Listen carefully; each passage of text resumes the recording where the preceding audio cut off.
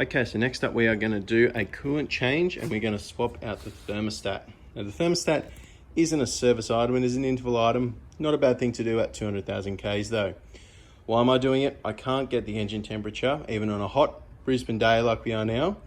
Can't get it over about 65 or 70 degrees. So suspect thermostat, here we go.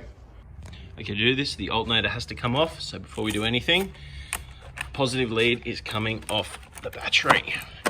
This is a 10. Next up is the engine cover. That should pop out pretty easily.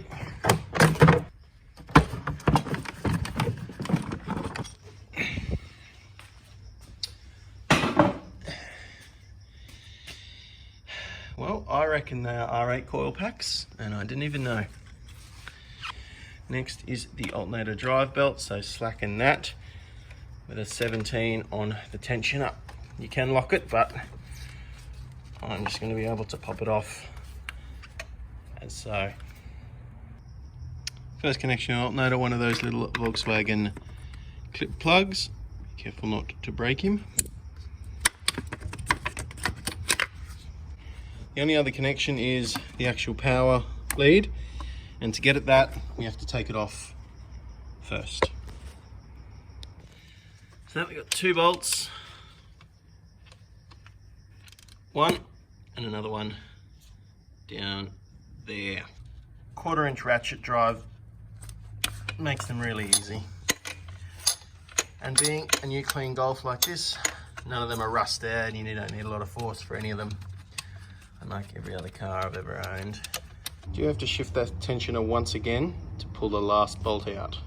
Just make sure you don't break anything, but gently pry it. There she goes.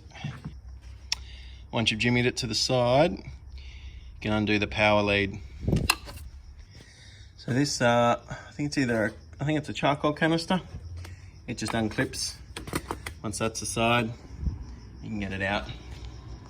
Next up is this intake pipe that leads to the intake manifold. Hose clamp here. Hose clamp all the way down at the bottom there. Best from under the car. There's a mounting, there's a nut on there. And there is one sensor down there. Another one of those Volkswagen Audi clips. So you will probably have to buy a set of these spline drives. There are a 12 point or a triple square, and for this one it is a M5. Okay, so there was one more mount. Bolt to the engine block, easy access from underneath, and weirdly it was a I think a T30 torque. Okay, about to drain the coolant and try and capture as much of it as I can. So I'm going for that bottom radiator hose.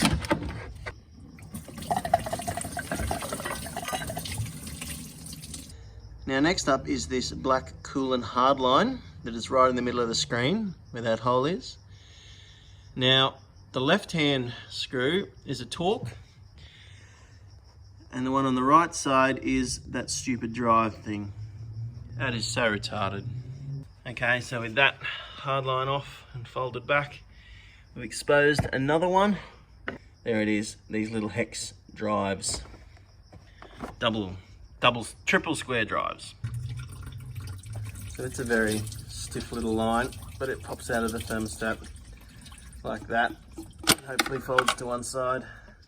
So the only other line to take off is the actual main line that goes to the bottom, and it's just got one of those silver U-clamps you unclip. So that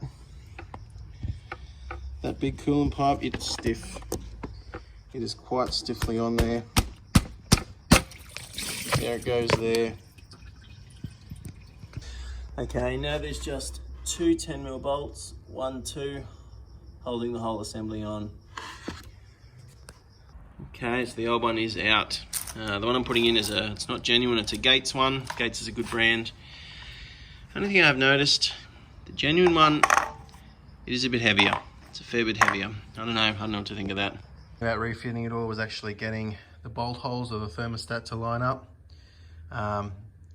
Best to put the top one in first, and then line up the bottom one.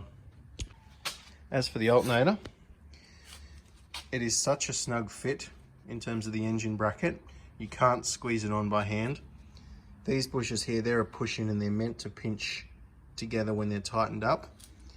So put a socket there and actually wind and push that bush in ever so slightly. So it'll be a really easy fit. Roll them back together. It's just a matter of filling it with coolant. And it probably took about 8 litres. Okay, it's all back together and I've ran it for 5 or 10 minutes and it's come up to 90 degrees. So that's everything we wanted from that really. It was quite involved. Stuff around with the alternator a bit, a few drawbacks. All up, just over 3 hours.